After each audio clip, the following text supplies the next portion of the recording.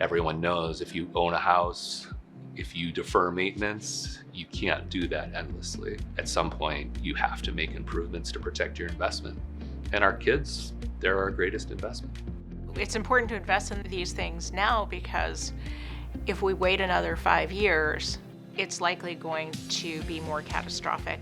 There's some really concerning aspects of our infrastructure that if we don't make an investment could really end up costing us more in the long run. Like one striking example of that is this oil tank. It's a 1,000-gallon oil tank that is past due and should have been replaced years ago. Having been in education for the number of years that I've been in education, I've seen firsthand when systems fail in a building, the impact that that has on schools and learning. I really believe that by investing in Ludlow and Mount Holly at this time right now, it's an investment that these elementary schools are going to be focal parts of the community for the next 20 to 30 years. You don't want to get into a situation where your school has gone so far down the rabbit hole of needing capital expenditures that it's now on that list of schools that should be not invested into.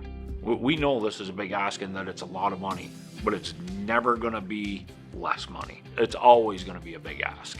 It always is, and there's always gonna be something that says we shouldn't do it at this point.